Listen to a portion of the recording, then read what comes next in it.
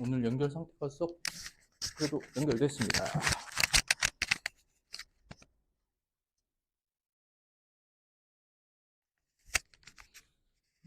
봅시다. 자, 21쪽부터 어떻게 할 거냐면 좀 질문 받아가면서 할 거예요. 자, 20쪽 안 해도 될 것 같고요. 21쪽은 안 해도 될 것 같죠? 22쪽 가봅니다. 선생님이 그냥 페이지 보면서 결정할 건데 질문 있으면 해도 돼? 어땠어 여기는? 22쪽 괜찮아요? 아이씨. 23쪽은 넘어가 봐. 23쪽은 어땠어? 4번? 홀수번은 아니긴 한데 4번 간단하게 짚고만 가봅시다. 가장 작은 수, 가장 큰 수라고 했어요. 그죠? 조건은 가장 작은 수, 가장 큰 수 만들기인데 보면은 최소를 만들려면 어때야 돼? 바깥부호가 마이너스에 또 어때야 돼? 절대값 부분은 절대값으로 커야 돼, 작아야 돼? 절대값으로 커야 한다. 그 다음에 최대는 부호는 플러스고 절대값은 최대해야 된다. 이 조건은 동일하겠죠. 그런데 이거 몇 개 곱해? 3개 곱해야 되잖아. 그러면 3개 곱해서 음수되는 건데 이 주어져 있는 수 5개의 특징이 있습니다. 구분을 좀 해볼 건데요. 절대값 순서대로 한번 정리할 필요가 있겠다. 뭐라고? 절대값 크기순. 그러니까 부호도 판단해야 되고 절대값도 판단해야 되는 거니까 일단 절대값 크기순을 보면 이게 좀 불편하단 말이죠. 그러면 마이너스 2와 5분의 마이너스 1과 5분의 4 2와 3분의 2 얘는 1과 4분의 1로 가분수를 대분수로 고쳐놓으면 비교하기 편하죠. 그쵸? 그럼 제일 작은 건 얼마야? 얘지. 절대값으로 아니면 이미 계산했으니까 원래수로 써도 상관은 없어요. 곱할 때는 또 가분수가 편하니까. 그 다음에 마이너스 5분의 9. 그 다음 마이너스 2. 그 다음 3분의 8. 그 다음 마이너스 3이야. 이렇게 정리해 놓으면 3개 곱해서 음수야. 3개 곱해서 음수. 그죠? 그러면 음수 되려면 양수 곱하기 음수, 양수 2개에 음수 하나든지 음수만 3개 곱하든지. 그치? 그러면 양수 2개에 음수 하나려면 양수는 그냥 기본으로 이렇게 2개밖에 없죠. 그러면 요렇게 곱할 거냐? 어허? 아니면 음수 3개면 이렇게 곱할 거냐? 2개로 나눠 봐야겠다. 실제 계산은 좀 필요할 것 같아요. 즉 절대값으로 요 둘의 곱과 요 둘의 곱이 비교가 돼야겠죠. 이해됐을까? 그런데 크기 순으로 4개가 있으면 가운데 2개 곱과 끝에 2개 곱의 비교는 먼저 정해집니까? 정할 수 있겠어요? 이건 해봐야 돼. 비교해봐야지. 크기 순으로 작은 것부터 큰 거 썼는데 가운데 거 2개 곱과 사람 얼굴 같네. 끝에 2개 값이 정해져 있지 않으니까 이건 비교해봐야겠죠. 이 2개로 나눠서. 그 다음에 최대값 양수로 나올 때는 양수 3개 곱인데 양수가 기본적으로 2개밖에 없죠. 그럼 얘는 어떻게 돼? 양수 하나에 음수 2개야. 근데 얘는 이 양수의 음수 2개 위에 거 3개 딱 곱하면 끝나요. 그죠? 그러니까 여기서만 2개를 비교해주면 되겠다. 오케이? 이렇게 정리가 좀 필요하겠습니다. 오케이? 여기까지만 정리해주세요. 나머지 마무리 여러분들이 하시면 됩니다. 그러니까 손에 잡히는 대로 풀려고 하지 말고 좀 관계를 정리하는 습관을 들여야겠어요. 이해되었을까? 좋습니다.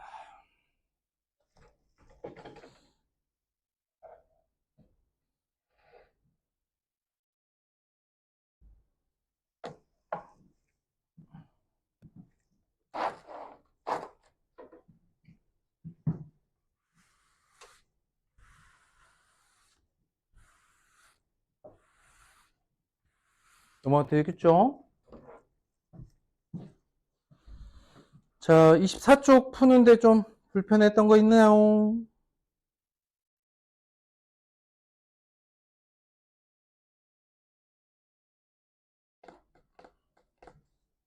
5번에서 찾아야 될 건 뭘까? 마이너스 1의 거듭제곱이면 절대값 부분은 항상 얼마야? 마이너스 1을 거듭제곱해봐. 그러면 절대값 부분은 항상 1이겠지. 그러니까 지금 마이너스 1을 연달아 곱했는데 여기가 마이너스 1이라고 한 건 이게 지금 몇 번, 여기서 한번 보세요. 값이. 여기서부터 1 곱하기 마이너스 1 곱하기 다시 1 곱하기 얘는 뭐가 되어야 전체 곱셈이 마이너스 1이 될까 생각을 해보자. 여기까지 됐을까? 근데 이 값이 얼마여야 됩니까? 그럼 마이너스 1의 n제곱은 반드시 양수 1이 돼야 되는 거지. 고로 n은 뭐라고 할 수 있어? n은 짝수다. 이렇게 하면 끝나겠죠? 나머지는 그거 가지고 해결하면 되겠습니다.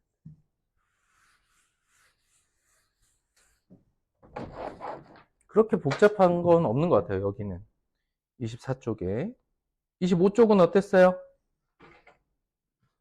과제로 하면서 좀 까다로웠던 것.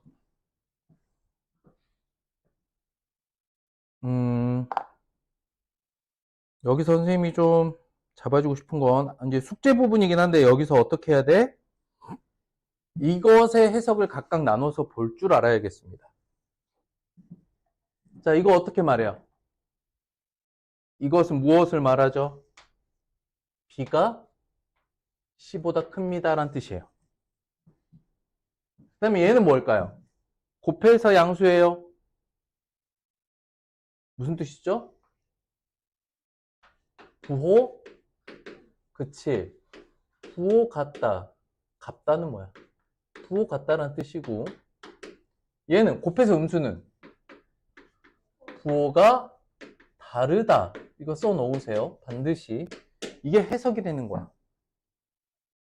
그럼 누구누구 부호 같아?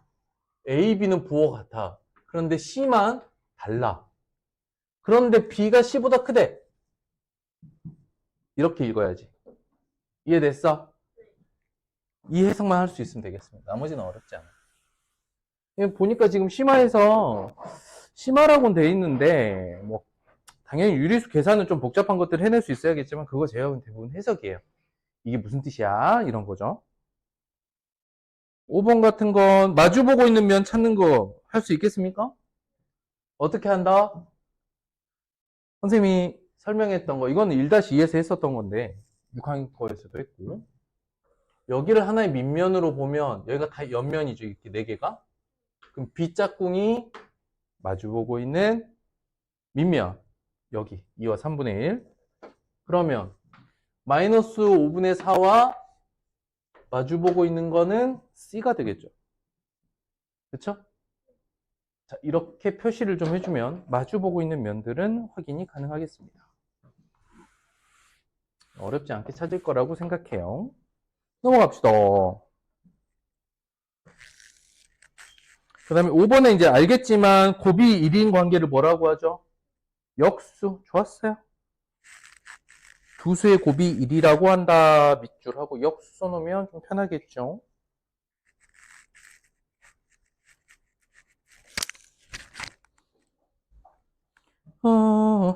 26쪽 7번 뜻 이해했습니까? 그냥 대입하시면 돼요. 계산식에. 잘들 해왔네. 11번 별표. 11번 별표. 조금 어려웠을 것 같기는 해요.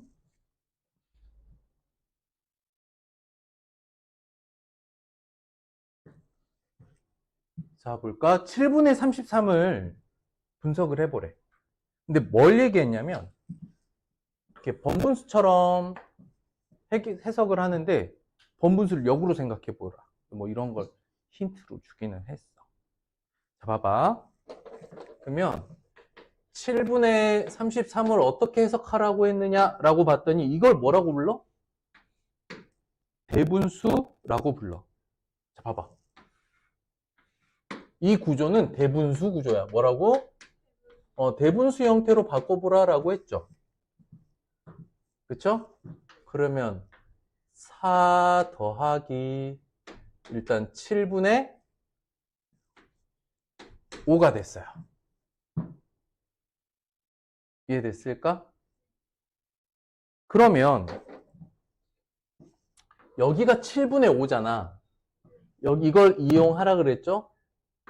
뭐냐면 7분의 5는 5분의 7분의 1로 바꿔 쓸 수 있다. 이런 뜻인 거야.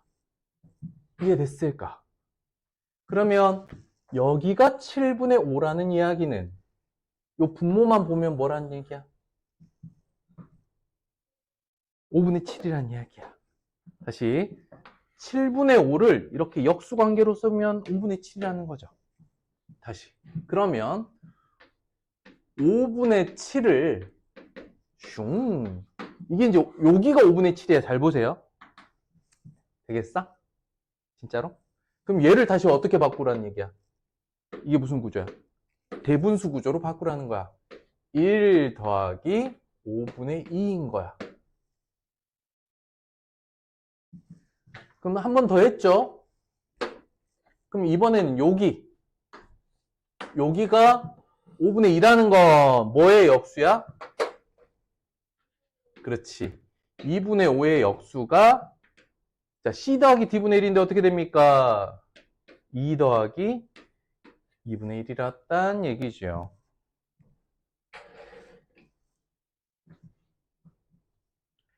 자, 다시 뭐 하라 그랬냐면 일단 대분수 구조로 바꾸고 역수 취하고 대분수로 바꾸고 역수 취하고 대분수로 바꾸고 역수 대분수로 바꾸고 역수 이렇게 보면 어떻게 돼? 여기서부터 A, B, C, D 이렇게 정리를 해보라 라는 뜻이었어.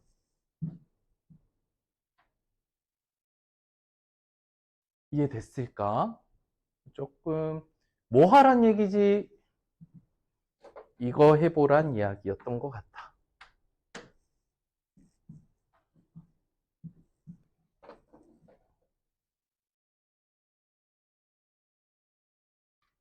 괜찮을까? 한 단계씩 정리하시면 됩니다. 한 단계씩.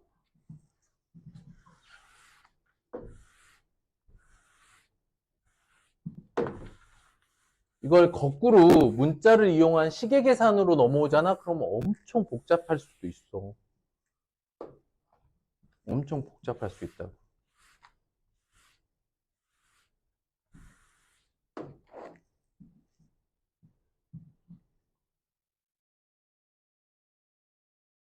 해볼까? 자, 선생님 봐봐. 자, 지금부터 선생님, 야, 엄청 복잡할 수 있어라는 얘기는 무슨 뜻이냐면 거꾸로 여기서부터 해석을 해보는 거야. 그러면 A 더하기 B 더하기 자, 여기 1이죠? 자, 처음에 여기부터 정리해 볼 건데 만약에 원래 하던 대로 하면 분모 분자에 뭐 곱해야 돼요? 자, 이 분수성 기준으로 분모 분자에 얼마를 곱해야 이 분수식이 좀 단순해질까?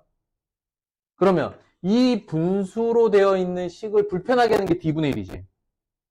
여기까지 이해됐을까? 그럼 분모 분자에 얼마 곱해요? 그렇지, D를 곱해준다면 야, 어떻게 되니? C, D 더하기 1분의 D가 되겠죠. 여기까지 이해됐을까? 다시 여기를 바라보면 누가 우리를 불편하게? 얘죠. CD 더하기 1. 이해됐어? 진짜? 그럼 이 식은 다시 A 더하기 슝. 분모 분자에 얼마 곱해야 돼? CD 더하기 1이라는 이 분모를 통째로 곱해줘야 돼. 그러면 어떻게 되느냐? B에다가 얘를 곱해야 되죠? B의 괄호 CD 더하기 1 더하기 D분의 CD 더하기 1이야. 이해됐을까? 그럼 이 식을 잘 봐봐. 너는 일단 여기 CD 더하기 1에다가 지금 A, B, CD가 자연수니까 이거는 진분수입니다. 그건 이해됐을까요? 좀 어렵나? 여기 CD 더하기 1이 있고 CD 더하기 1이 있잖아. 그럼 여기 분자랑 여기 분모를 비교해 볼 건데 이게 다 자연수잖아. 그럼 CD 더하기 1에 B를 곱하고 D까지 더하는데 그럼 무조건 분모가 더 크죠. 자연수 상태이기 때문에. 그러니까 지금 구조는 뭐냐면 대분수 형태로 고치세요. 그럼 보자고. 7분의 33이 4와 7분의 5로 쪼개진단 말이죠. 여기까지 이해됐을까? 그럼 비교해 봐봐.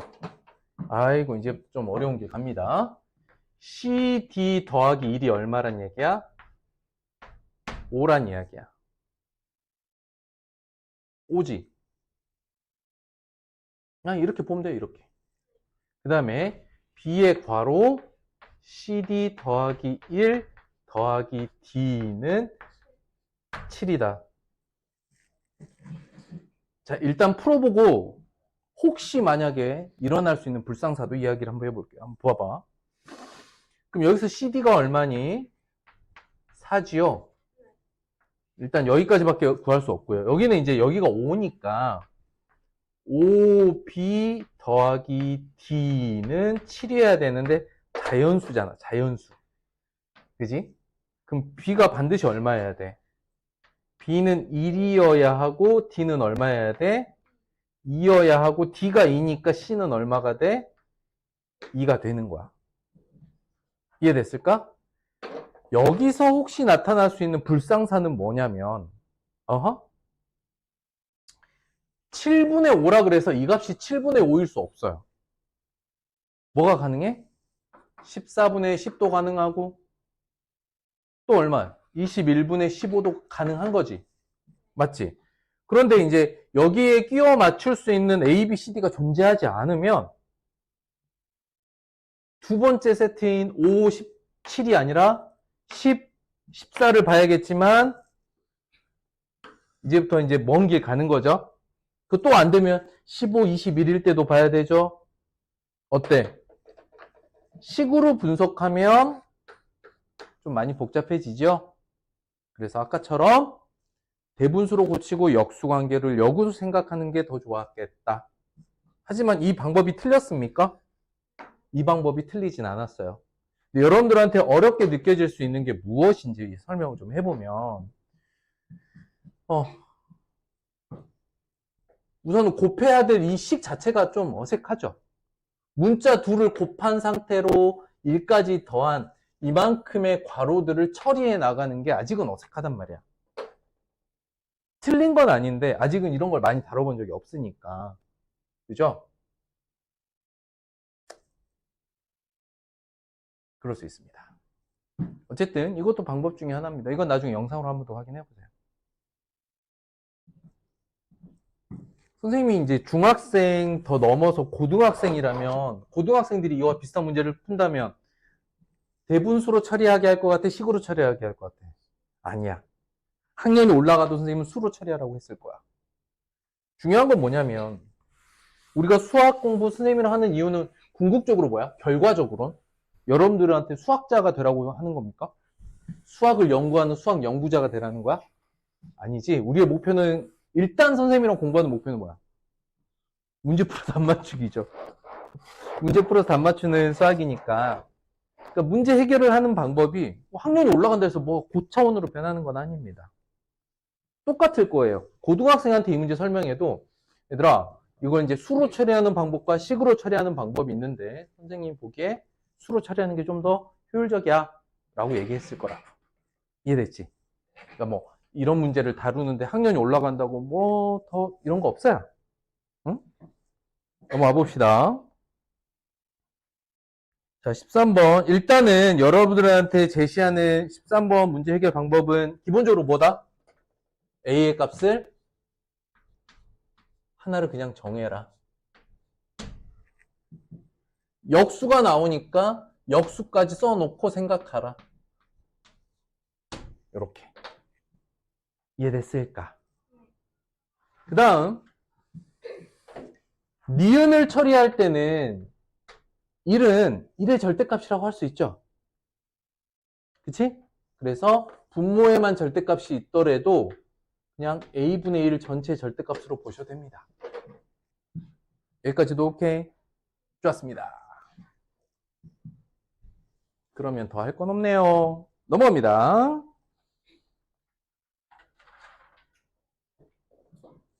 문자는 어땠어요? 29쪽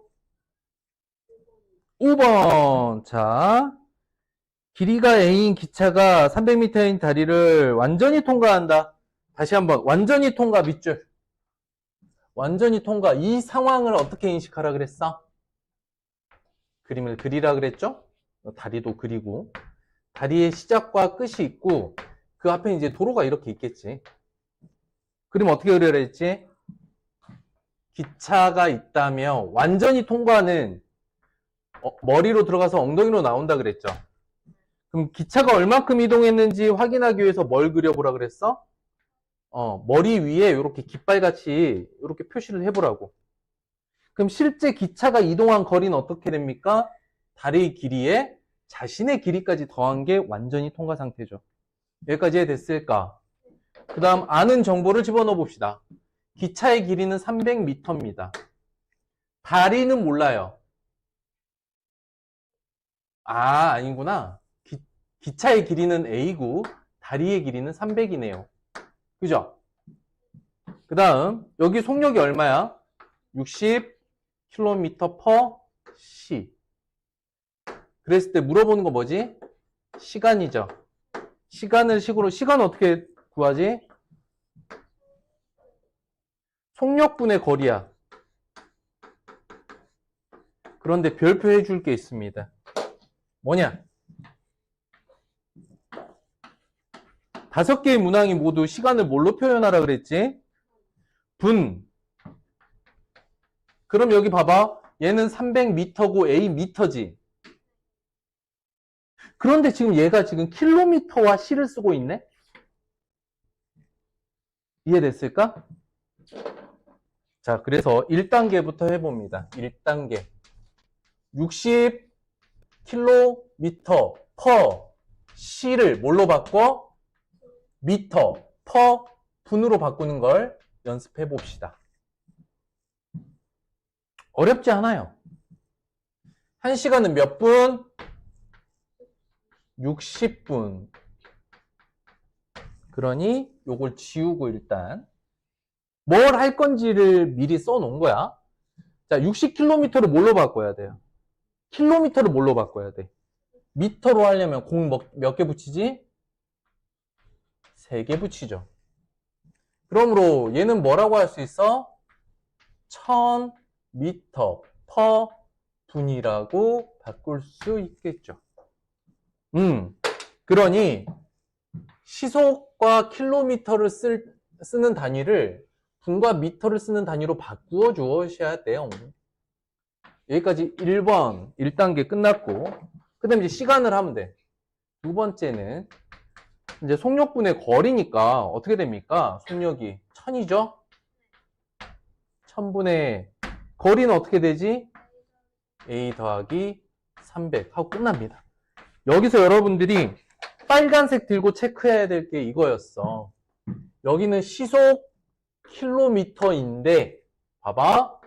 분을 쓰고 있지. 그리고 나타내고 있는 거리도 미터지. 이해됐어? 그래서 이 문제는 시속, 즉 킬로미터 퍼 시를 미터 퍼 분으로 단위를 바꿔주는 걸 해줄 수 있어야 돼. 어렵지 않아요. 그쵸? 이거 안 썼네. 이렇게 바꿔주면 돼요.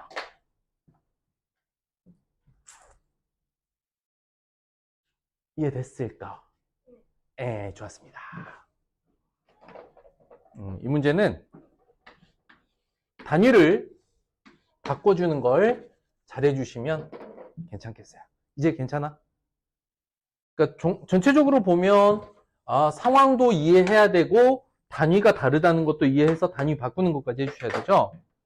그 하나하나를 따로따로 공부를 했으니까 이번에 합쳐서 한 문제 안에서 해결해보는 거였어요. 괜찮아요? 어이, 좋았어.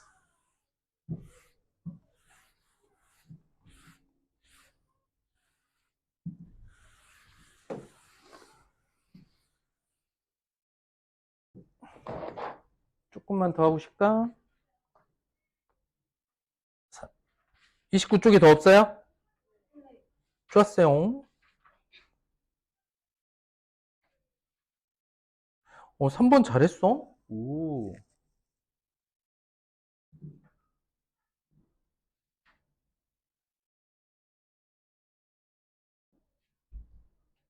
그래, 넘어가. 30쪽. 괄호 풀 때 부호 틀리는 경우들 종종 있었어요. 조심하셔요. 이제 이런 거에서 실수 안 나게끔 연습하는 것도 실력이야. 알겠죠? 좋았어요. 그러면 뭐.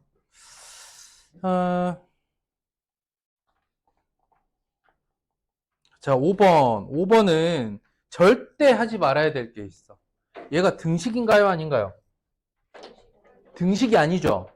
그렇기 때문에 마치 등식인 것 마냥 좌우변에 예를 들어서 30 같은 걸 곱하고 시작하면 된다, 안 된다? 절대 안 되는 거야. 이런 실수들 많이 합니다. 등식 다루면서 시계 정리를 하다 보니까 그런 일들이 좀 발생합니다. 두 번째 실수할 수 있는 포인트가 바로 요렇게 묶여 있다는 거. 그러니까 습관처럼 분수로 되어 있는 경우는 괄호를 처리를 하라 그랬죠. 오케이? 그리고 따로따로 나누기보다는 뭐가 좀 더 낫다? 한꺼번에 통분해 버리는 게 낫다. 그럼 식만 써볼게요. 5에 5x-3y.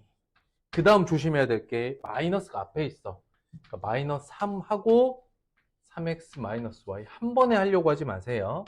마이너스 30x 플러스 30y 이렇게 시작하는 거. 이것만이 답은 아니지만 그래도 할 거면, 통분할 거면 괄호 조심하라. 자주 틀리는 분이 한 분 계세요. 괄호 조심하시고. 이게 이렇게 식을 정리하는 것 자체가 이제 과정이기 때문에요. 이제 이런 실수 발생하지 않도록 조심하시고. 또 넘어가 보죠. 풀 때 좀 어려웠던 것도 있었으면. 자, 페이지 33쪽 9번 한번 살짝만 볼까요?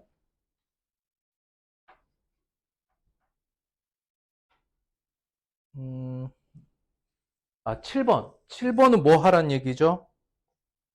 딱 요렇게 나오면 뭐 해야 돼? 뭐 쓴다? 뭘 써야지?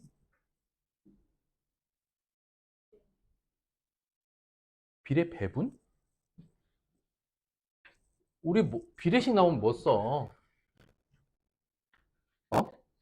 비례상수 써야지.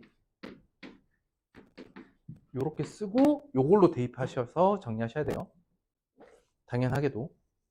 오케이? 됐을까? 아니. 그 다음 얘는 9번은 어땠어?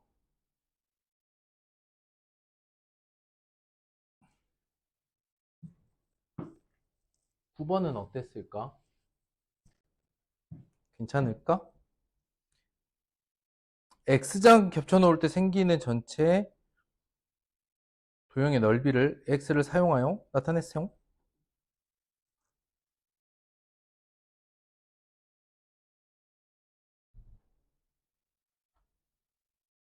어떻게?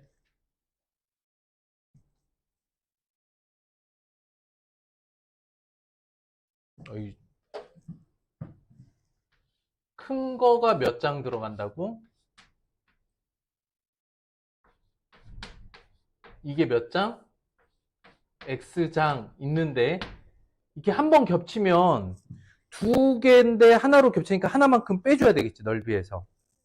빼주는데 겹치는 모양이 어떻게 돼 있어? 2에 2짜리지. 근데 얘가 여러분들 규칙 잘 찾아야 돼. 두 장 겹치면 하나 생기죠.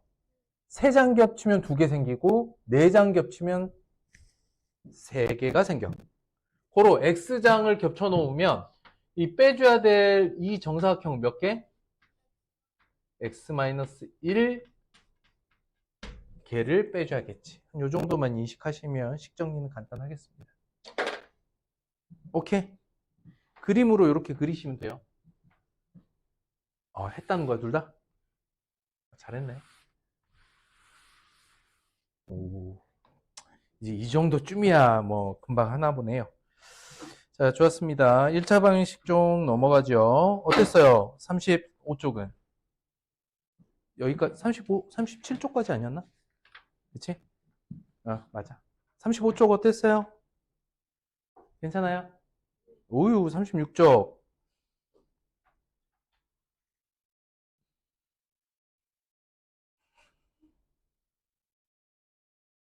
음,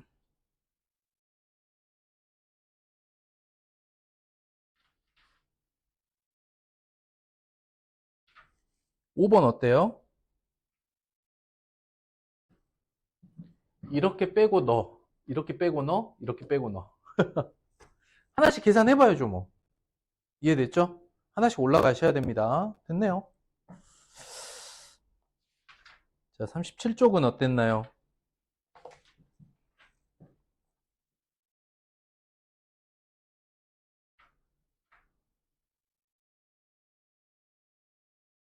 오, 괜찮았어?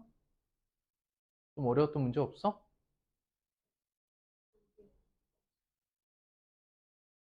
그럼 알아 숙제 뭐 봄이니까 하시면 될 것 같아요.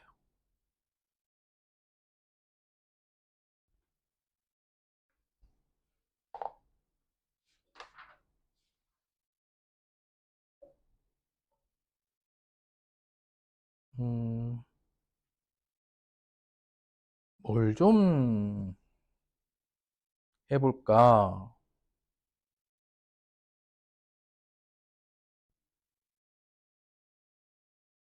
음,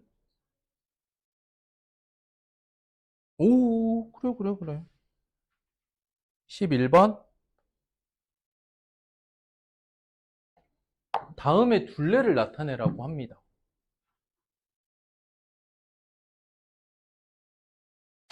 한번 보자. 이게 안쪽으로 꺾였잖아. 그치? 그러면 여기가 만약에 꽉 막혀 있다면 이만큼의 길이를 여기다 표현해 볼까? 여기 이렇게 그으면 여기지. 이해됐을까?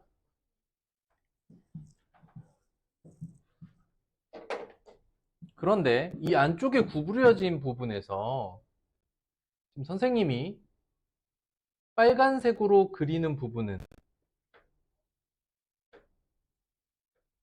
숨어 있는 부분이다.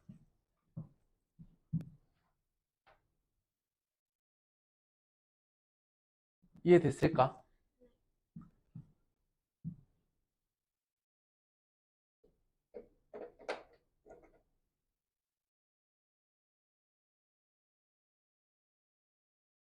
자, 그렇다면 선생님이 지금 노란색으로 색칠한 걸 이쪽을 막았죠? 그러면 이 노란색은 우리 계산해서 빠져줄 거야. 여기까지 이해됐을까? 뭐냐면 안에가 좀 복잡하게 생기긴 했지만 그러면 선생님 색깔을 또 좀 바꿔볼게. 색깔을 좀 바꿔볼게.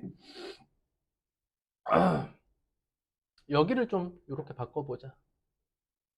너네도 빨간색, 파란색 좀 해봐야 돼. 지금 가로의 길이, 세로의 길이를 계단처럼 나눠볼 거거든. 요렇게 빨간색 있죠? 이 길이, 두 개의 길이 합과 여기서 빨간색 길이 합은 어떨까? 같겠지? 마주 본다고 생각하면. 파란색 길이 서로 같겠죠? 그러므로 요렇게 구분 지어 본다면 이 녀석은 전체 큰 직사각형의 길이 더하기 빨간색 몇 개? 빨간색 길이 두 개 마주보고 있는 거 이렇게 빨갛게 요거 길이 그러니까 쪼개진 걸로 네 조각인데 두 조각의 길이 합과 두 조각의 길이 합 같죠? 그 다음 파란색 길이 몇 개? 이 파란색 길이 몇 개? 이 파란색 길이 두 개. 요 길이. 이것도 이해됐을까? 이렇게 구분 지어서 선분의 길이를 그냥 무작정 더하는 게 아니라 영역을 좀 나누어서 지금 노란색 부분은 바깥에 이 길이를 채웠다고 생각하시라고요. 여기까지 오케이? 괜찮았어? 그럼 한번 가보자. 이 직사각형은 가로가 20이고요.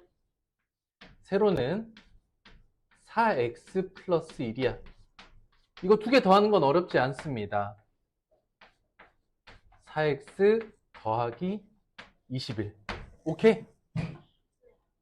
이게 의미하는 게 이게 세로 가로 이거 두 개 더한 거야. 두 번째, 빨간색 길이는 어떻게 됩니까? 빨간색 길이는 지금 여기서 표현된 거는 요렇게는 알고 있죠. 이 아래쪽은 전혀 표시 안 되어 있지만 이 위쪽 빨간색 길이 두 조각은 각각 식이 있죠. 얼마입니까? 3x 더하기 3으로 되어 있고 파란색 길이는 그냥 x다. 이 식이네요.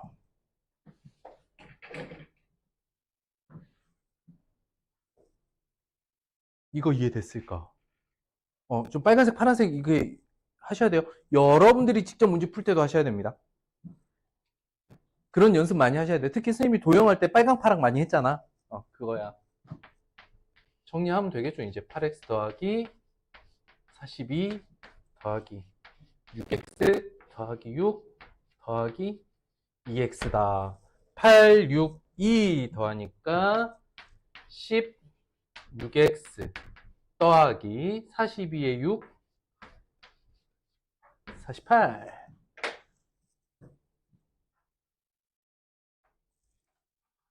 여기서 요 빨간색 길이 두 개 합과 이 아래쪽에서 바라본 두 개 합이 어차피 같다.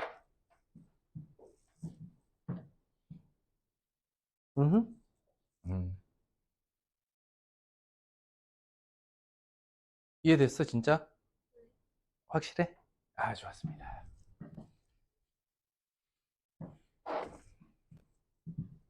요렇게도 표시하셔야 돼요. 요것도 구분할 수 있어야 돼. 이거 빨강, 파랑 내가 몇 학년까지 시킬 것 같아? 선생님 수업하면. 고등학생들한테도 시켜. 야, 빨강, 파랑 꺼내. 한다니까. 여러분도 도형할 때 색깔 볼펜이나 색연필 자연스럽게 쓰도록 하세요. 전혀 유치한 게 아닙니다. 관계를 파악하는 데 도움이 돼요.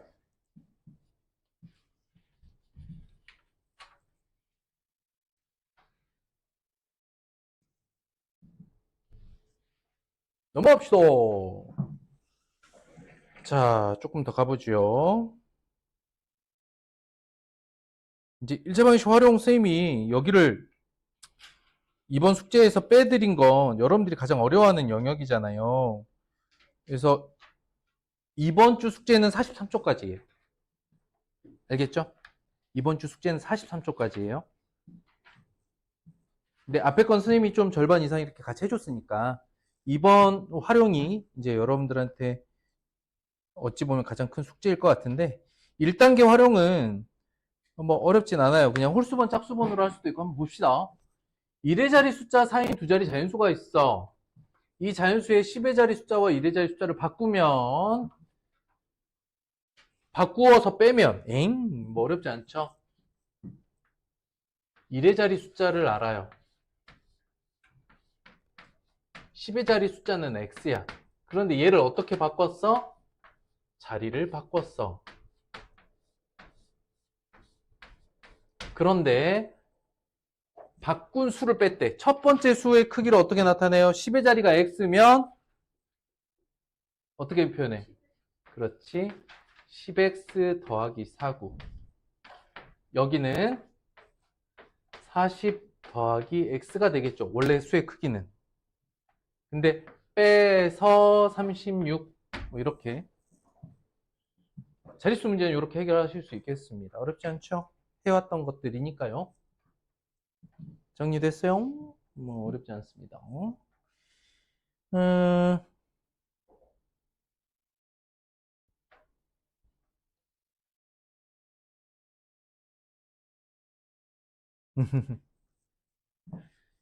아, 이거는 조금 상식 같은 문제이긴 한데 몇 명에게 나눠주었어?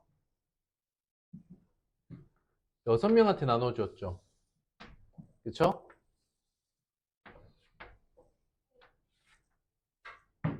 이게 1번에게 줬다 치자. 2번에게 줬고요. 반식이야, 반식. 3번에게 줬고, 너무 작은데? 4번에게 줬고, 5번에게 줬고, 6번에게 줬어. 다 반식이니까, 이게 끝에 가면 5번, 6번이 어떻단 얘기야? 5번, 6번은 어떻단 얘기야? 같단 얘기죠. 이게 10이래. 그럼 얘도 10이겠지. 20, 20이겠지. 너가 40이겠지. 너는 80이겠지. 너는 160이겠지. 전체는. 뭐, 이렇게 봅니다. 그림 그리시는 게 가장 간단해요. 여기서 핵심은 뭐다? 이렇게 그리면 다섯째와 여섯째가 갖게 되는 땅의 넓이는 같다. 그치? 마지막에 5번과 이제 다섯째, 여섯째는 반을 5를 줬고, 그 나머지를 6을 다 줬다는 건 뭐예요? 어차피 반반이잖아. 그죠? 가볍게 처리할 수 있겠다. 굳이 뭐.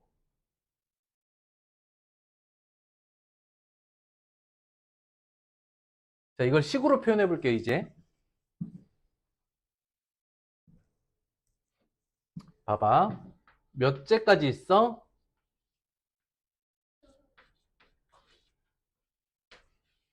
여섯째까지 있어. 이제 식으로 표현해 볼게. A가 전체의 땅을 반을 기부하고 나머지, 그러면 A씨가 기부한 땅과 이 6명이 가지고 있는 땅은 서로 X로 같겠죠. 그건 이해되니? 반은 기부, 반은 자식들에게. 근데 자식 전체에게 준 땅의 넓이랑 기부한 땅의 넓이는 같으니까. 이제 가봅시다. 첫째는 2분의 1x를 가져갔을 거예요. 둘째는요. 이 나머지 2분의 1x의 반이죠. 얼마야? 당연히 나머지 4분의 1x 남았지. 그치? 이제 반 남은 거에 다시 2분의 1 얼마? 그 다음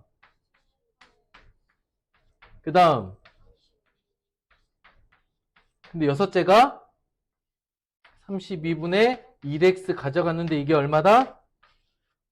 10이더라. 고로 전체는 그냥 x 구하라 했으니까 320. 이렇게 풀어도 되겠습니다. 이해됐을까? 이것도 괜찮아? 뭐가 더 나아? 둘 다 도형으로도 보고 식으로도 볼 수 있어야겠다. 됐어요? 뭐 이 정도면 괜찮게 잘 이해하고 있네요.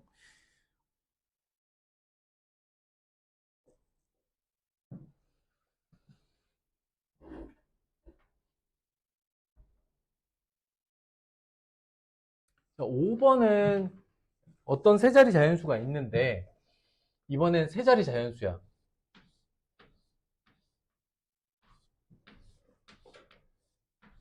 봐봐. 10의 자리 수가 6이래요. 그럼 여기 몰라. 이 녀석을 가지고 다시 뭘 만들었어?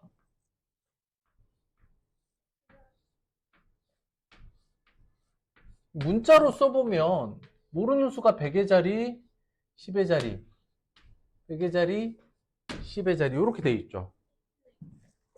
오케이?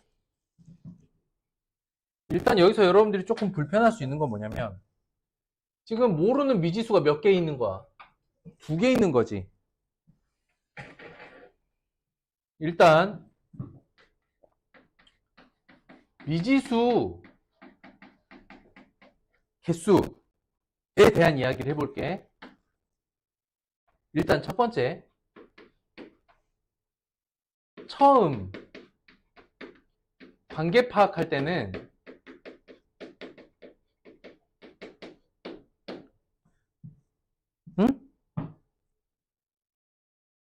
함께 쓰는 걸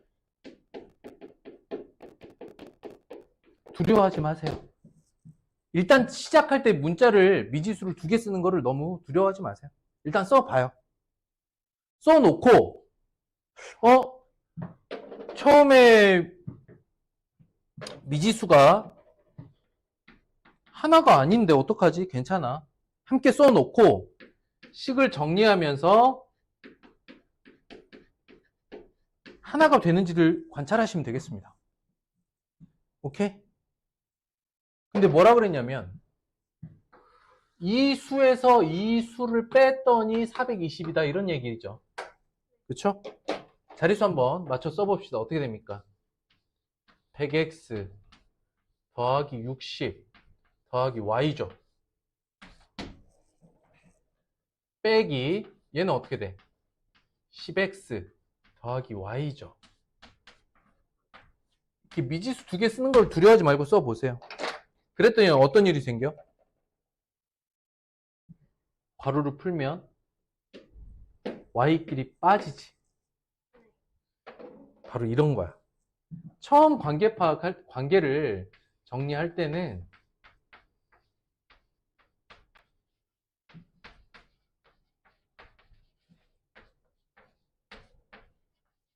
미지수를 하나가 아닌 2개 또는 3개를 쓸 수도 있는데 그걸 두려워하지 마세요. 그냥 쓰세요.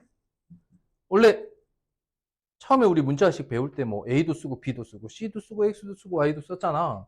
그런 거에 대한 두려움을 갖지 마세요. 이렇게 정리해보면 미수 하나만 딱 떨어지지 않습니까?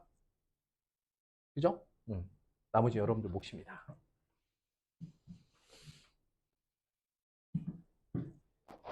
그래서 필요하다면 미지수를 굳이 하나가 아닌 2개 또는 3개로 쓰는 걸 두려워하지 마세요.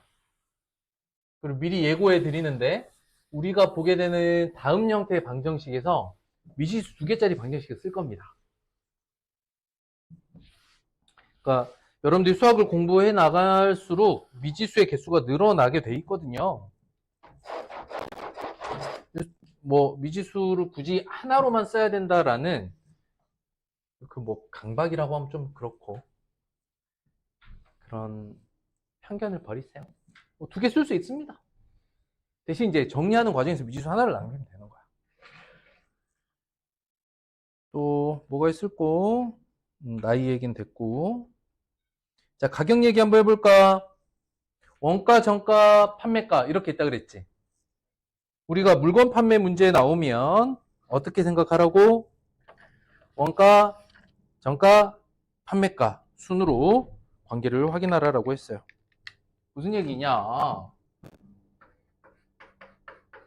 일단 원가, 정가, 판매가 이렇게 가격이 형성이 되는데 이게 무슨 뜻이냐? 원가는 무슨 뜻이랬죠?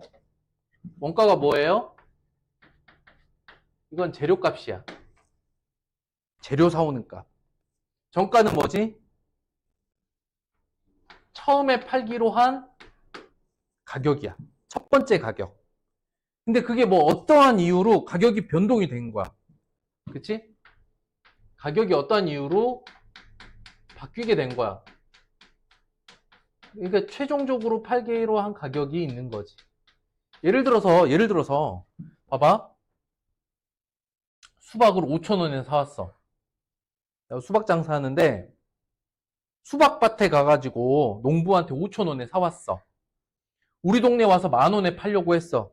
안 팔려. 그러면 8,000원에 좀 할인해서 팔아. 이런 상식적인 생각을 하시면 됩니다. 자, 볼게요.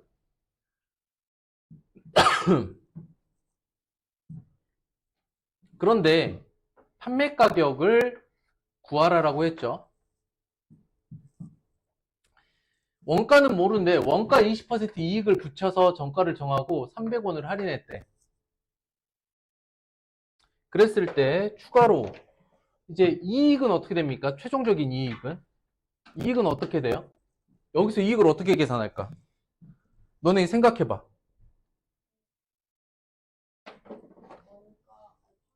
그렇지. 최종적으로 판매한 가격에서 뭘 빼면 돼? 재료값을 빼면 나의 이익이겠지. 그래서 이익이라는 표현엔 결국 판매가에서 원가를 빼면 되겠다 이런 생각 하시면 됩니다. 자, 한번 가봅시다. 판매 가격을 X라고 두면 불편합니다. 왜? 관계식이 여기서부터 이렇게 흘러가잖아. 근데 여기를 구하라고 했다 그래서 여기를 X라고 두는 순간 역으로 식을 세워나가야 되거든. 이거 불편하다고. 그래서 이 문제의 핵심 뭐냐? 원가를 미지수로 잡되 정가와 판매가를 모두 구해서 이익을 계산을 해내야 돼. 그래서 어쨌든 누구를 미지수로? 원가.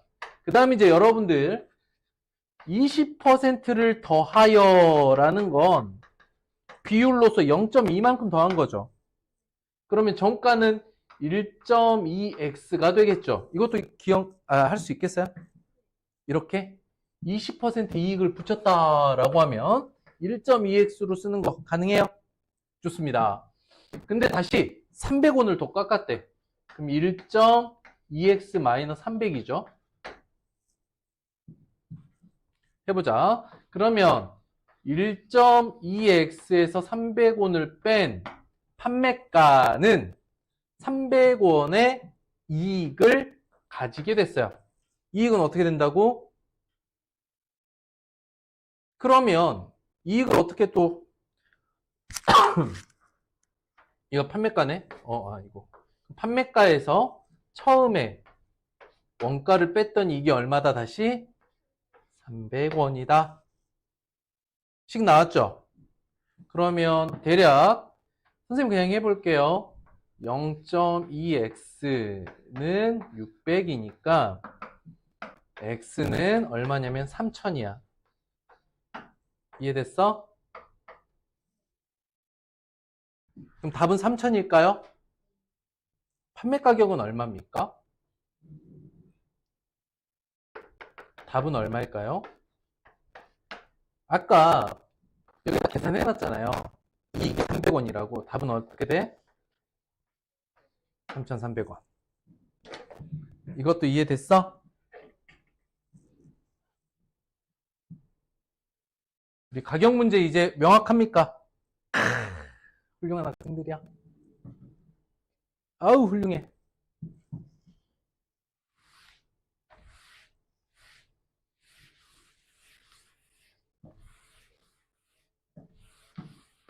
너무 다 푸는 건 좀 그런 것 같아. 흐름만 잡아줘야겠어. 답까지 같이 내는 건 여러분들 너무 무시하는 것 같아. 딱 중간 정도까지만 해보자고. 자,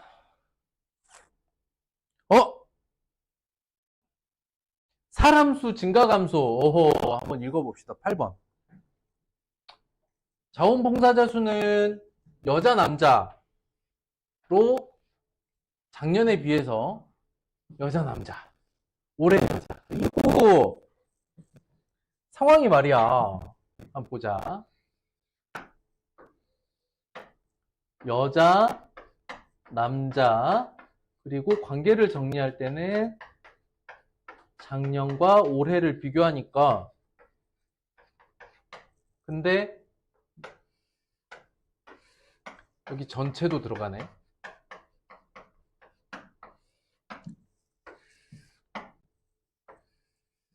읽어보자고. 작년 자원봉사자 수는 여자가 남자보다 더 많았어. 자, 이게 이제 중요한 요소인데 잘 보세요. 오늘 구하라는 문제는 뭐야? 올해 여자를 구하라고 했죠. 그런데 설명되어지기를 뭐라고 했냐면 올해는 작년보다 얼만큼 늘고 줄었어요 라고 표현되어 있죠. 그래서 중요한 포인트야. 문제에서 최종적으로 구하라는 답은 항상 X로 둬야 되나요? 그게 아니죠. 그건 아니야. 이해됐을까? 내가 다뤄야 될 값이 총 6개가 있단 말이지. 이 6개 중에 가장 표현하기 쉬운 미지수를 X로 두는 거야. 그랬을 때 보면 올해는 작년보다 라고 했으니까 미지수를 작년 쪽에 두는 게 좋겠어요? 올해 쪽에 두는 게 좋겠어요? 자, 미지수의 위치를 어느 쪽에 두는 게 좋을까요? 봐봐. 올해는 작년보다 얼마씩 비율로 늘었어요 라고 했지. 그러니까 올해보다는 작년을 미지수로 둬야 몇 퍼센트 증가라고 표현하기 쉽겠죠. 그래서 X는 올해보다는 작년 사람 수로 하는 게 좋겠고, 두 번째, 여기가 봐봐. 여자가 남자보다 더 많았대. 여자는 남자 더하기 20이죠. 그럼 미지수를 남자 쪽이 편해, 여자 쪽이 편해? 다시. 여자는 남자보다 20 많아요. 어때? 그렇지. 작년 남자를 미지수 X로 두는 게 편하겠다. 이 생각을 해야 되는 거야. 그럼 작년 남자를 X라고 해보자. 여자는 X 더하기 20이래.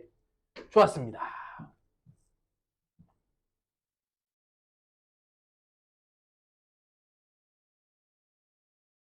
그런데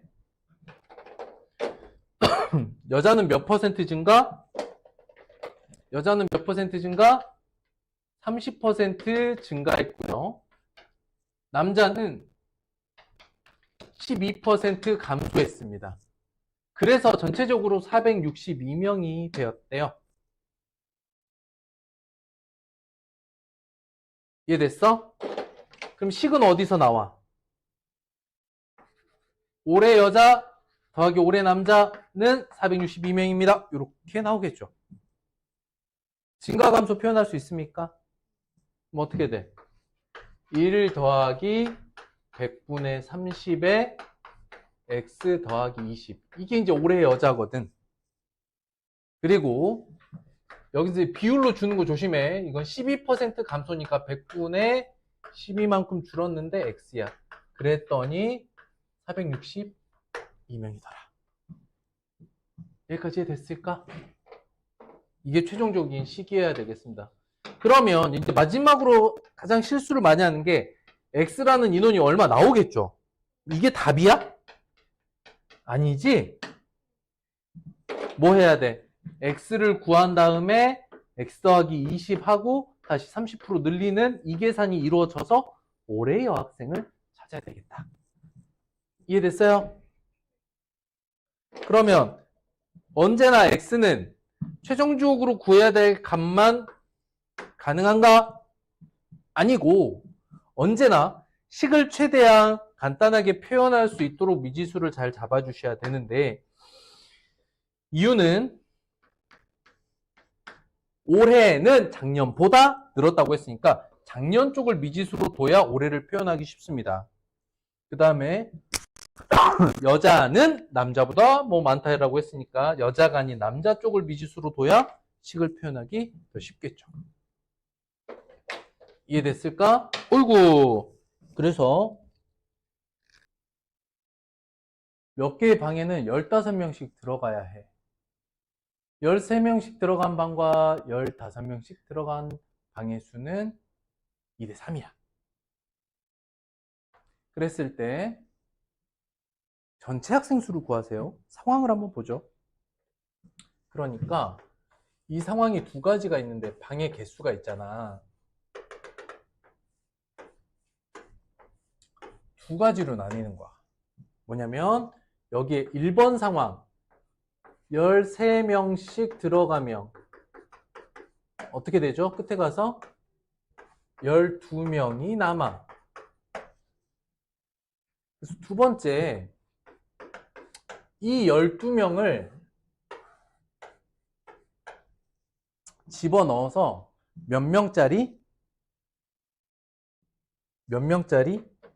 남은 12명을 쪼개서 방을 몇 명짜리로 만들어? 15명씩 들어가는 방을 만든대. 자, 여기서 두 가지 풀이법을 접근해 볼 수 있는데요. 자, 잘 보세요. 완전히 식으로 한다.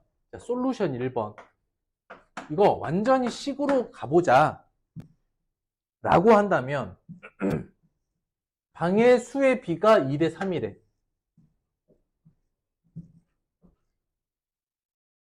그러니까, 13명씩 들어가는 방이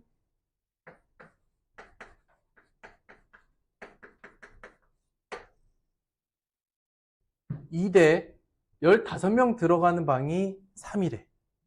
그럼 여기 2x개, 3x개라고 말할 수 있겠죠. 이해됐을까? 그러면 전체 방의 개수는 몇 개야? 5x개라고 말할 수 있겠죠. 이해됐을까? 식으로 따져봐봐. 식으로.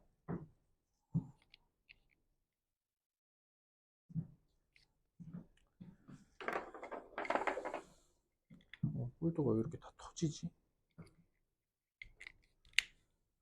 그럼 어떻게 돼? 봐봐. 13명씩 들어갈 때는 13 곱하기 5x개에 12명이 남았죠.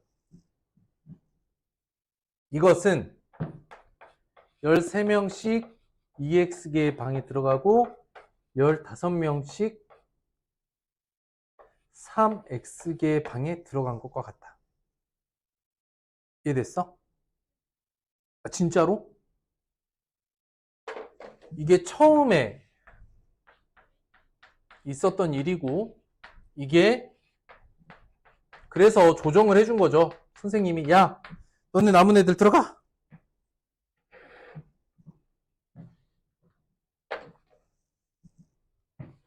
근데 이제 구하라는 게 전체 학생 수다. 이번 문제도 어때요? 여기서 잡은 미지수의 개수를 방의 개수로 봤지. 그러니까 최종적으로 구하는 게 x가 아니라는 거야. x는 방의 개수를 찾는 데 의미가 있어요. 학생 수 따로 구하셔야 돼. 그래서 이게 전체 학생 수인 건 맞아. x를 구해서 이 값을 찾아야 되는데, 이 값.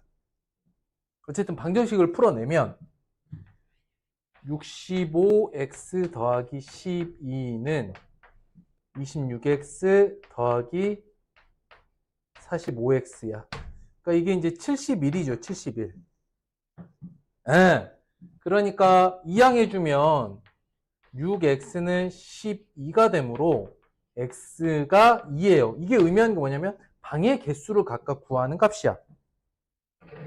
어쨌든 처음에 구하라는 값은 전체 학생 수니까 이걸 구해야 돼. 이거. 고로 답은 어떻게 되죠?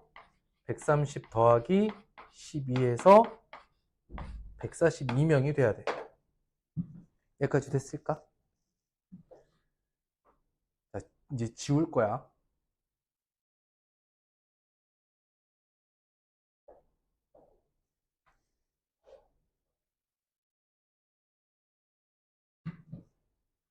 자, 이게 첫 번째 솔루션인데 이제 지울 겁니다.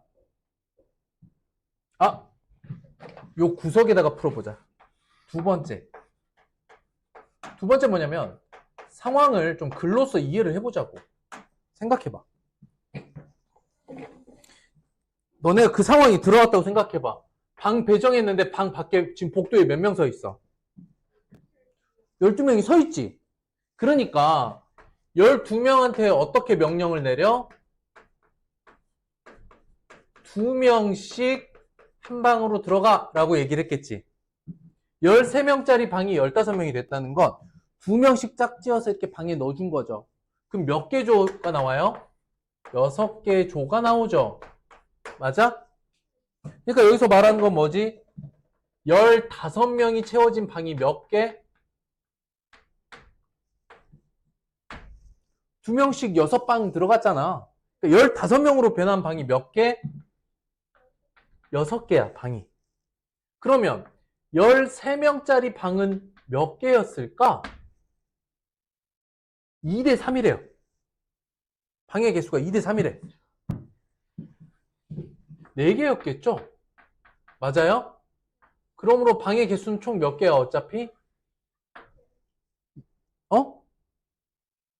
처음에 방의 개수가 몇 개였어? 10개였을 거 아니야? 이해됐을까? 이거 이해돼? 이해돼? 그러면 처음에 어떻게 했을까? 130명이 들어갔고 12명이 밖에 서 있었겠지.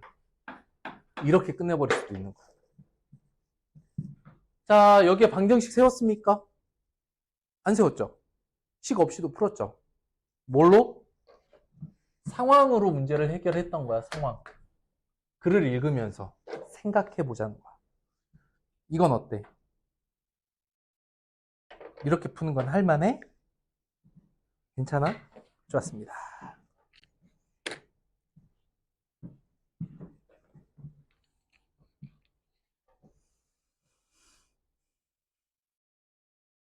자, 물통 문제. 이거는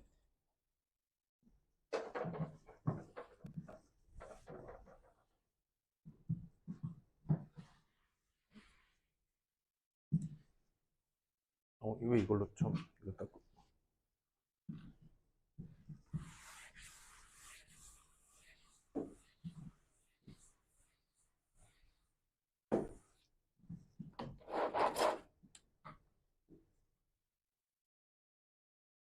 자, 물통 AB. 물통 AB가 아니라 물통은 하나고 호수가 2개래요. 물통에 가득 CO수로 빼는 데는 4시간이 걸린다. 3개의 호수를 동시에 사용해서 가득 채우려면 몇 시간 걸리는가? 이게 채우고 비우고 하는 건데 상황이 어떻게 돼? 물통이 있죠? 살짝 그려봐봐. 물통이 있으면 여기에 A라는 호수와 B라는 호수가 있고 이 밑에 C라는 구멍으로 물은 빠져나가. 상황 이해됐을까? 여기까지.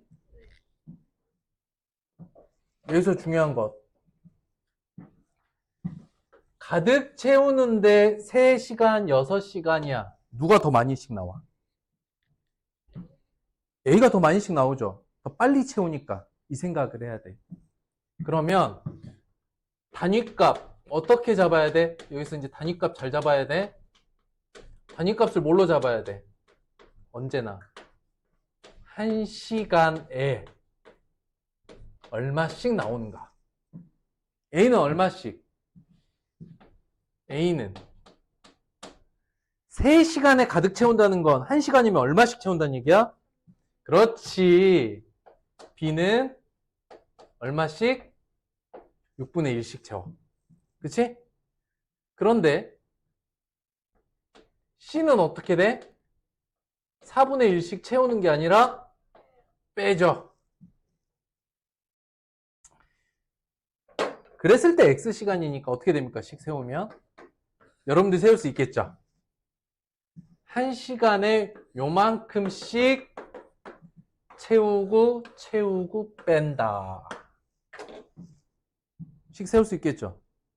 그러면은 이게 X시간 동안 일어난 일이다 라고 하면 3분의 1X만큼 더하고 6분의 1X만큼은 더하고 4분의 1X만큼 빼는데 전체 값이 어떻게 돼? 가득 채웠다는 건 1이 되었다는 거지. 이 식이. 이해됐을까?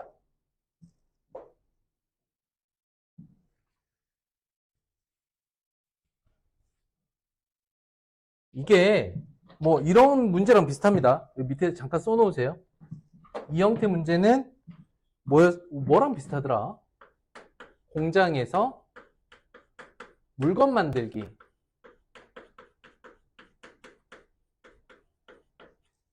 한 시간 동안 몇 개씩 만들어요가 아니라 다 하는데 몇 시간 걸려요. 그치? 또는 어떠한 일 끝내기.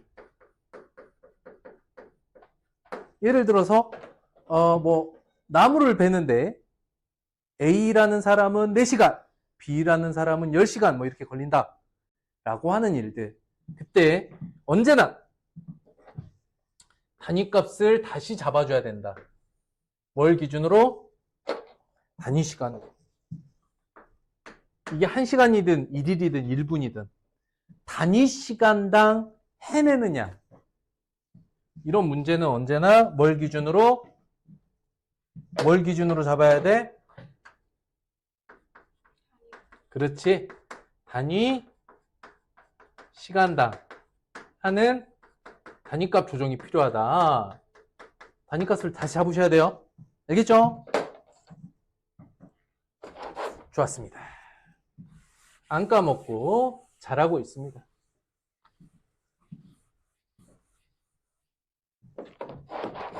그리고 지난주에 선생님이 뭐 아주 어렵게 낸 건 아니지만 1학년 거 가지고 만약 시험 보면 어떨까 이렇게 잠깐 확인해 봤는데 잘해오고 있어요. 두 친구 다. 혹시 집에 갔는데 점수 보자 이렇게는 안 하셨어? 하셨어? 틀린 이유도 보여드렸어? 점수만? 뭐 굳이 틀릴 만한 문제는 아니었잖아, 그치? 좋았습니다. 자, 13번 별표. 요거는 거의 한 번도 안 했던 문제이기 때문에 그냥 봐보세요. 이 문제가 또 나올지 모르겠어. 자주 등장하는 문제는 아닌데. 여기 답만 보더라도 어때? 그 값이 좀 불편하게 생겼죠? 자, 보세요. 이게 왜 그러는지 보여줄게. 나는 9시와 10시 사이면 9시 x분으로 표현할 수밖에 없어. 그지? 9시와 10시 사이면 이제 분이 미지수가 되는데 여기서 단위값이 중요해. 단위값. 여기에 대한 시계의 단위값을 잘 보셔야 돼요. 단위값은 뭘 기준으로? 1분에 얼마씩 움직이는가. 시침과 분침이죠. 시침 어떻게 됩니까? 분침 먼저 볼까? 분침은 원래 60분에 한 바퀴 돌죠. 그러므로 1분에 얼마 돌아? 6도씩 돌아. 그치? 이해됐어? 단위값은 1분에 얼마씩 도는지를 볼 거니까. 근데 시침의 단위값은 60분, 즉 1시간 동안 요 한 칸이 얼마냐? 이걸 따져봐야 돼. 요 한 칸이 얼마일까? 12시, 1시 이렇게 돼 있잖아. 여기 요만큼 지나가죠. 요만큼 시침은 몇 도예요? 이게 몇 도일까? 생각해봐. 이게 몇 개로 쪼개져 있어? 이게 몇 칸으로 쪼개져 있어? 12칸이죠. 시계, 저 시계 봐봐. 저 시계야? 벽에 있는 저 시계. 몇 칸? 12칸으로 쪼개졌죠. 몇 도가? 360도가 12칸으로 쪼개진 몇 도? 1시간에 요만큼 30도씩 움직여. 이해됐어? 그리고 60분에 30도만큼 움직여요. 고로 시침은 1분에 얼마씩 움직여? 0.5도씩 움직인다. 이걸 이제 잘 봐두셔야 됩니다. 이게 단위값이야. 그리고 시계를 그려봅니다. 시침과 분침이 일직선상 위에 있대. 그럼 대략 선생님 따라서 그려봐봐. 여기가 12, 3, 6, 9 기준이면 시침은 노란색으로 해보자. 9시와 10시 사이에 9시 x분이면 여기가 시침 위치야, 무조건. 9시와 10시 사이를 움직여요, 시침은. 그치? 근데 분침은 이 일직선상 위에 있다는 건 정반대편에 이렇게 분침이 있다는 거지. 여기가 시침, 여기가 분침이 될 거야. 그런데 재밌는 건 뭐냐면 자, 봐봐. 분침은 매시 여기 12라고 적혀있는 이 위치에서부터 돌죠. 근데 9시 X분이라고 하면 9시에서 시작해서 시침은 정각이 9시에 시작해서 요만큼 움직인 거야. 이해됐을까? 그럼 뭐라고 할 수 있냐면 시침이 돌아간 이만큼 각에서 분침이 돌아간 이만큼의 각을 빼면 몇 도란 얘기일까?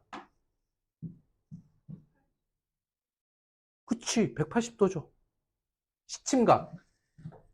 12시부터 시작해서 요만큼 회전한 양에서 분침이 회전한 양만큼을 빼면 이만큼이잖아. 이거 몇 도야? 일직선에 있다는 건 180도란 얘기죠. 시침 빼기 분침각을 했을 때 이게 몇 도다? 180도다 라고 말할 수 있어요.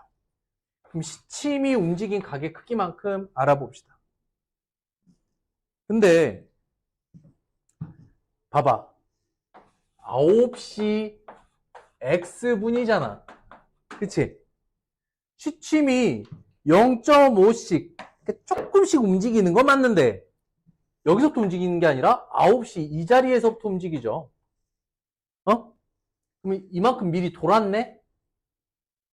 자, 12시라는 각에서 여기 9라는 각까지 몇 도 돌았습니까, 그러면? 그렇지. 시침각은 270도 위치에서 시작해서 0.5x씩 움직였어. 여기에서 분침은 그냥 6x만큼 움직인 거야. 그랬더니 180도더라. 이렇게 식을 세워보면 좋겠습니다. 이건 방정식 여러분들이 푸셔야 돼요. 뭐 푸시는 거는 이 다음에 x를 구하는 건 여러분들 몫인데 x 0.5 불편해요. 그러면 2분의 1x로 해도 상관없어요. 이런 건 어려운 게 아니니까. 괜찮을까? 조금 어렵죠? 상황이. 시침은 9시부터 출발인 거야. 여기서부터 조금씩 움직이지만 9시에 시작해. 9시 X분이면. 요거는 마무리 지어보시고. 정리하셨어요? 요거 한번 이번 중간고사 모의고사, 그러니까 이번 확인학습 모의고사 때 한번 내볼까 합니다. 이 문제. 아시겠죠? 연습해보세요. 그럼 시침과 분침의 위치가 같다는 건 여기 마저 써야 돼. 빈 곳에. 표현이 만약에 시침과 분침이 겹친다. 이건 뭘까? 각을 뺐더니 어떻게 된다? 그렇지.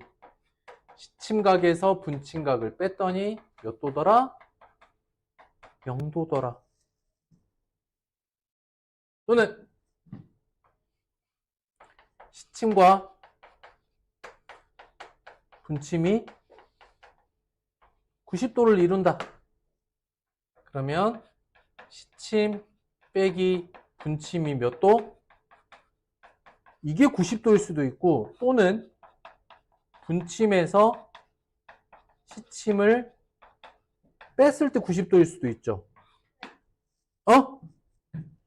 그래서 이건 언제나 상황에 맞게끔 하긴 해야 되겠지만 시계를 그려보세요. 시계를 꼭 그려보세요.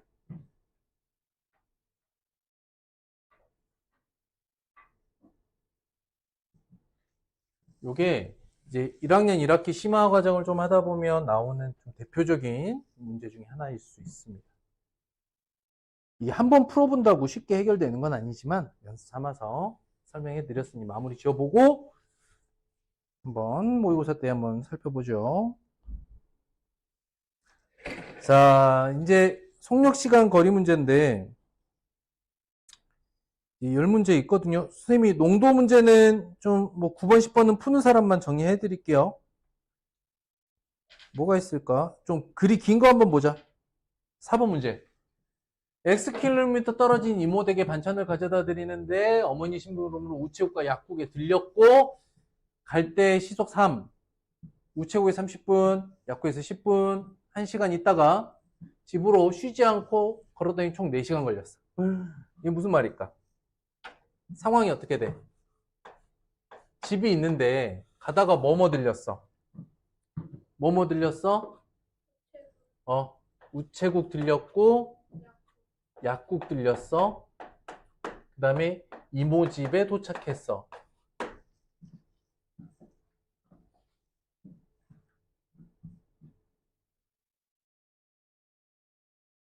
그런데 이제 이런 건 아니에요. 봐보세요. 무슨 말이냐면 집이 있고 우체국이 여기 있고 약국이 여기 있고 이모 집이 여기 있어서 갈 때는 이렇게 왔다가 올 때는 바로 왔다 이런 상황은 아닌가 봐. 이 상황이 아니고 그냥 이렇게 보라는 거죠. 이해됐을까? 근데 상황이 그렇게 복잡하지 않은 건 뭐냐면 우체국이나 약국을 이렇게 지나면서 속도가 변했느냐? 그게 아니라 일정하게 시속 3km로 갔습니다. 그러니까 우체국에서 얼마 썼어요?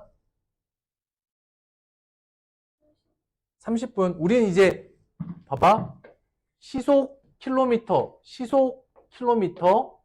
이해됐어? 그리고 4시간이라고 했으니까 분으로 맞출까? 시로 맞출까?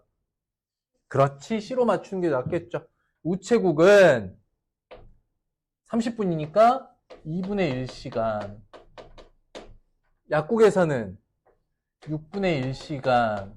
이모집에서 1시간. 그런데 전체 거리 X. 그리고 갈 때는 시속 3km. 올 때는 시속 4km로 왔다는 거지.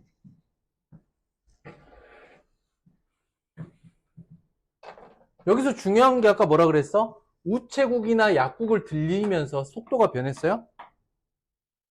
안 변했죠. 그러면 그냥 우체국 들려서 약국 들려서 이모 집에서 썼던 시간은 전체 이동 시간에서 빼버리면 되겠죠. 그래서 이 문제 그다가 어려운 게 아니에요. 어떻게 하면 돼? 가는 시간 더하기 오는 시간 다 해서 4시간 하면 안 돼요. 얼마 썼어요, 여기 사이에서? 이거 더하면 어떻게 돼? 1과 3분의 2가 되죠? 그치? 그러니까 이동하는데 걸린 시간만 따져보면 어떻게 됩니까? 2와 3분의 1시간 걸렸댔지. 여기까지 이해됐어? 상황이 그렇게 복잡하지 않아. 어디를 들렸다고 했지만 속력이 바뀐 건 아니니까. 가는데 걸린 시간 3분의 x, 오는데 걸린 시간 4분의 x 했더니 3분의 7이더라. 끝! 굳이 표까지 안 만들어도 될 만큼 간단한 상황이었어요.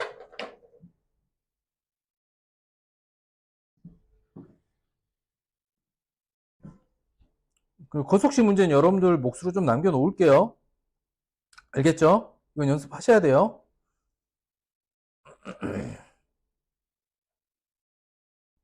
선생님이 이제 9번 농도 문제는 우리 시소로 끝낼게요. 오랜만에. 지렛대로만 끝내볼게요. 보세요. 9%, 12%를 섞어서 물을 증발시켰더니 15%의 소금물이 됐어. 증발시킨 물의 양.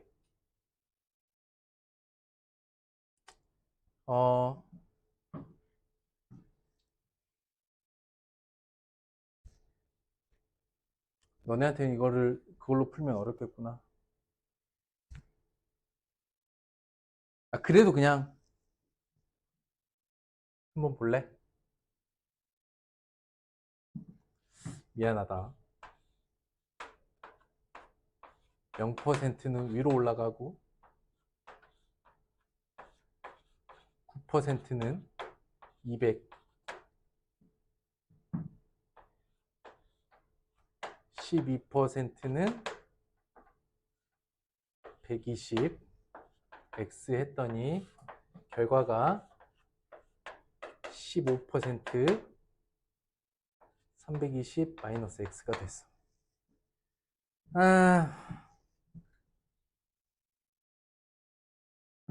아니야. 이거 시소로 하면 여러분들 너무 어렵겠다. 할 수 있는 사람만 도전하세요. 소금량으로만 그냥 따져볼게요. 소금량 200 곱하기 100분의 9 더하기 120 곱하기 100분의 12. 소금의 양 증발시키면 소금은 그대로죠. 했더니 어떻게 됐어? 전체 320에서 X만큼 뺀 물의 100분의 15%가 됐다. 이렇게 된 식은. 아, 좀 어렵겠다. 소금 양만 따져보면 이렇게 됩니다. 그래서 이번 주 확인학습은 43초까지만 끝내오세요.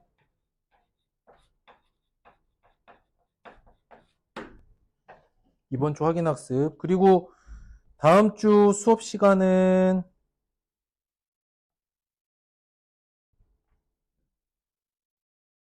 정비례, 반비례, 기본도형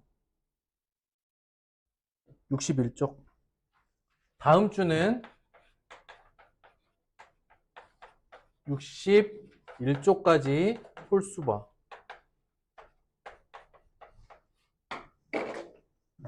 끝.